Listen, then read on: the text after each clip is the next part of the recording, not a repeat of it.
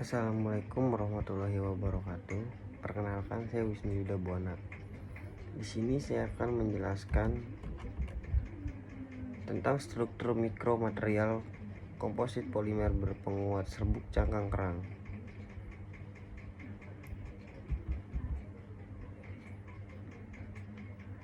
Pengertian merupakan material komposit. Pengertian merupakan material yang terdiri dari gabungan dua atau lebih material yang membawa sifat fisik dan mekanik masing-masing berfungsi untuk saling berkontribusi dalam meningkatkan sifat material komposit. Fraksi volume merupakan suatu aturan perbandingan dari suatu campuran yang dimana serat atau serbuk dan metrik bahan pembentuk komposit terhadap volume total komposit. Komposit polimer yang menggunakan resin polyester BQTN 157X dapat dijelaskan sebagai berikut. 1. Fraksi volume 0% material komposit tanpa penambahan serbuk cangkang kerang menunjukkan kekuatan tarik yang lebih rendah dengan nilai kekuatan tarik rata-rata sekitar 128,20 MPa. 2. Fraksi volume 20%. Ketika fraksi volume serbuk cangkang kerang ditingkatkan menjadi 20%, terdapat peningkatan pada kekuatan tarik rata-rata. Kekuatan tarik pada fraksi ini adalah 102,57 MPa. 3. Fraksi volume 40%. Pada fraksi volume 40%, nilai kekuatan tarik tertinggi tercatat dengan rata-rata sekitar 103,00 MPa. Ini menunjukkan bahwa penambahan serbuk cangkang karang pada tingkat ini memberikan kontribusi positif terhadap kekuatan tarik material. Scanning elektron mikroskop SEM ialah merupakan sebuah mikroskop elektron yang didesain untuk guna mengamati permukaan suatu objek yang solid secara langsung. Perbedaan karakteristik mikrostruktur pada komposit polimer dengan penguat serbuk cangkang kerang yang diobservasi melalui metode scanning elektron mikroskop dapat dijelaskan sebagai berikut. 1.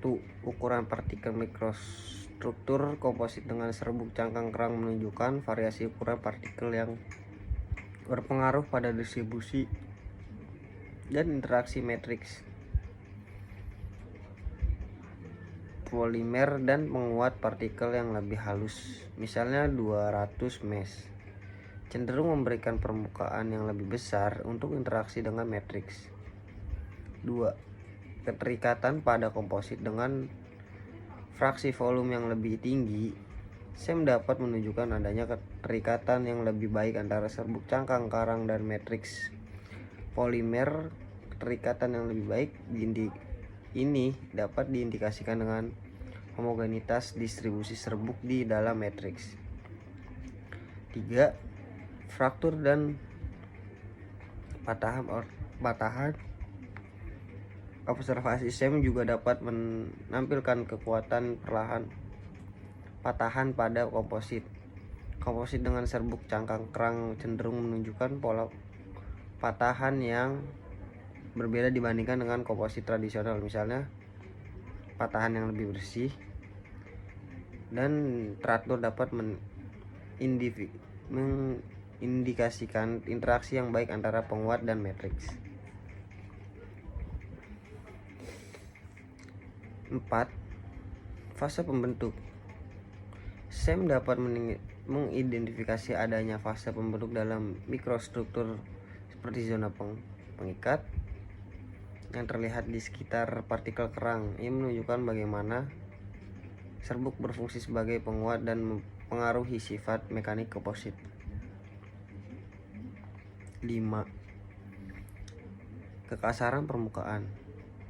Mikrostruktur yang dihasilkan dapat menunjukkan kasaran permukaan yang berbeda tergantung pada ukuran dan sifat partikel kerang kekasaran ini dapat mempengaruhi sifat adhesi dan kekuatan tarik yang komposit.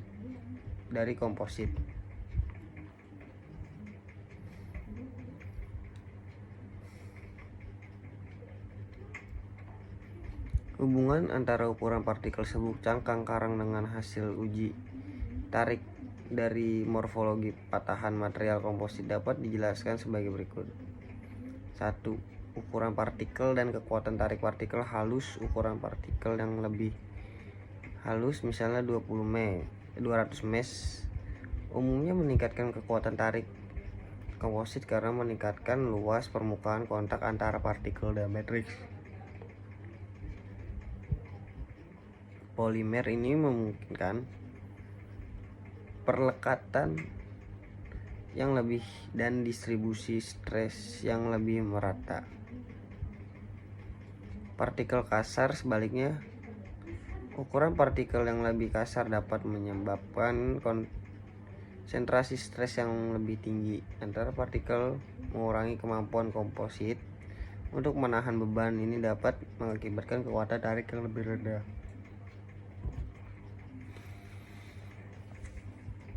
Morfologi patahan. Patahan yang bersih dan teratur pada komposit dengan ukuran partikel yang optimal. Morfologi patahan biasanya menunjukkan pola yang bersih dan teratur, menandakan interaksi yang baik antara partikel dan matriks. Ini berantakan menandakan bahwa energi yang dihasilkan selama pengujian tarik distribusi dengan baik. Patahan yang berantakan pada komposit dengan ukuran partikel yang kurang sesuai morfologi.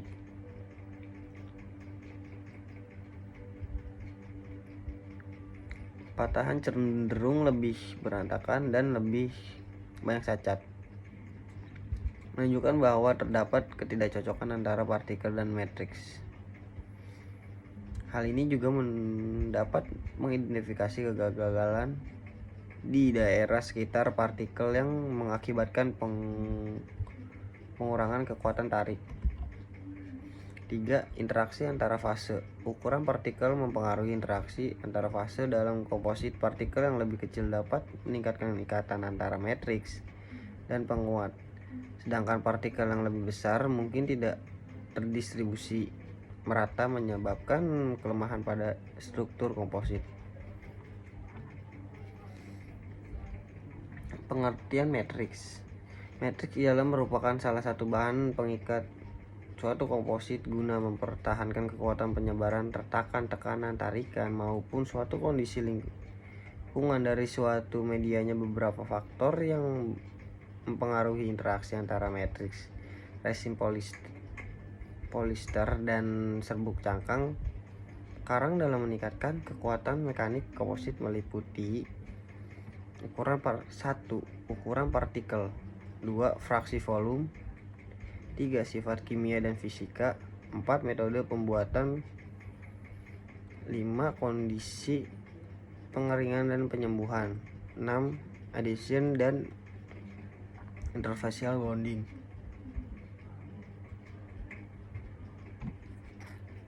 7. Kelembapan dan lingkungan.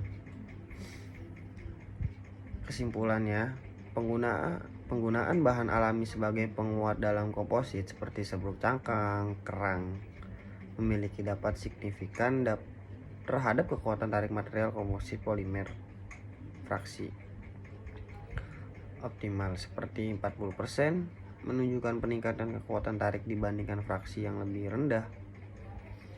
Dalam konteks ini, pemanfaatan cangkang karang tidak hanya memberikan nilai tambah pada material komposit, tapi juga memberikan solusi yang mengurangi limbah yang dihasilkan dari industri perikanan.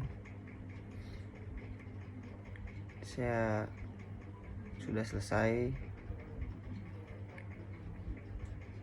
Itu adalah penjelasan tentang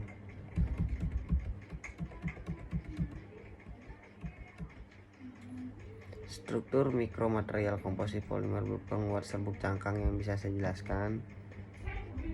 Saya berterima kasih. Wassalamualaikum warahmatullahi wabarakatuh.